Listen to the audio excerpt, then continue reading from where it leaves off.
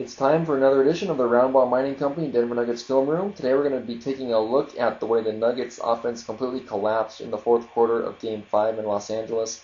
I've strung together quite a few clips here of the Nuggets offense in the fourth quarter, and I'm not going to provide a lot of commentary because I think the clips speak for themselves, but you'll be able to notice here how the Nuggets make very few passes and their offense turns very isolation heavy and one-on-one dependent, and that was not a good thing. Keep an eye on how many of these possessions have either 0 or only 1 passes. Our first clip is a three-pointer by Chauncey in a possession where he makes exactly 0 passes. Now, Carmelo was very aggressive in the fourth quarter, and this is one of many drives you're going to see him make. He definitely tried to attack the basket, but in this clip you're going to see the Lakers collapse on him, and there he has no options to drop the ball up to. Everyone's out around the three-point line, and he has to force up a tough shot.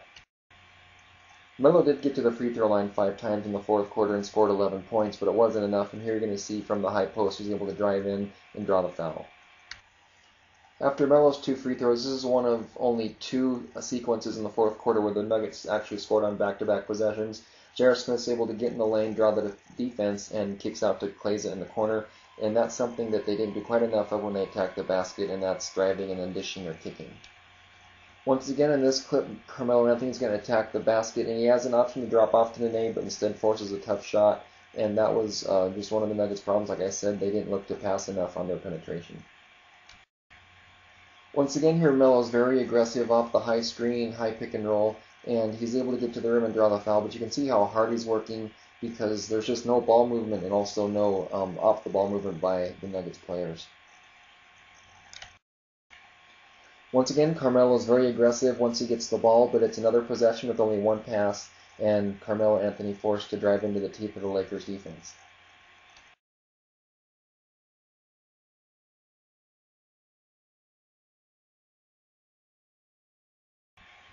After sorting through almost all of the Nuggets' fourth quarter possessions, sadly this one has the most passing and movement, and you're going to see that that's probably not a good thing as they were pretty much out of control the whole time.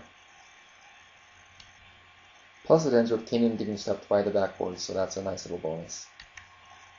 Next we have Melo trying to do a quick post-up in transition offense, and the Nuggets did very little running. I think they had 4 fast break points for the entire game, and here you see Melo gets the ball in the post but can't convert on it, and the continuation of that play on the inbounds, Chauncey takes a ridiculously quick 3 with 14 or 15 seconds on the shot clock, and that's just a terrible shot.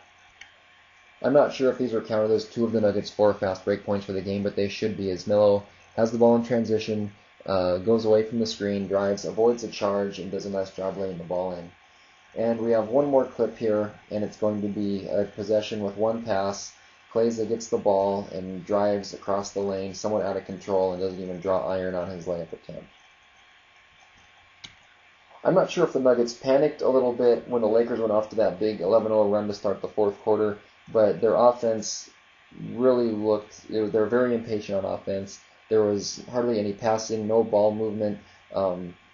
It just made things much more difficult for Carmelo when he would try to drive off of 1 pass instead of having the ball move to the offside and come back to him and try to move the defense out, get them moving and create some room for him to drive.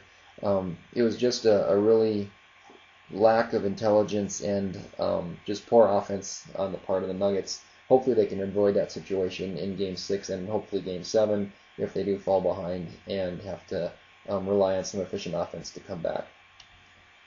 Thanks for joining us in the Roundball Mining Company Denver Nuggets Film Room. I encourage you to check out our blog at roundballminingcompany.com, a member of the ESPN True Hoop blog network.